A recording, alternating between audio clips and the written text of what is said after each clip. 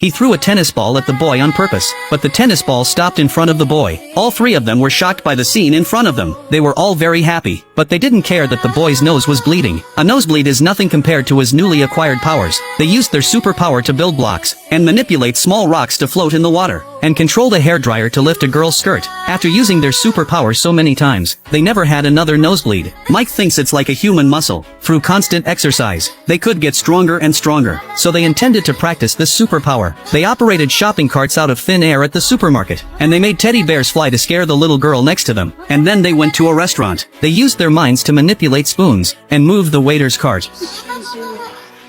After continuous training, they became more and more skillful in using their superpower. They were able to move the car easily with their minds. On the way home, they were so excited that they were dancing, but then a car kept honking behind them. Andrew couldn't stand the noise. He decided to teach him a lesson. Whoa, whoa, whoa, whoa! The other two men were horrified. They rushed down to help, but with their supernatural powers, they couldn't lift the car out of the water. They could only jump into the river and rescue the people first. After this accident, Mike made a rule. They can't use their powers to hurt living things or to vent their anger. To avoid letting others find out their secret, they also have to avoid using it in public places. Andrew didn't like the rules, but he had to agree to them for the time being. A few days later, Steve discovered a new skill. He used his mind to control himself, to make himself rise up in the air. The two were so excited to see this that they rushed to try to manipulate themselves to fly as well. Andrew concentrated. He actually floated up slowly. After some training, they were able to move freely through the clouds like birds. Suddenly an airliner whizzed by. Steve was shocked and started to fall fast. Andrew accelerated and saved him. After the two of them returned to the ground,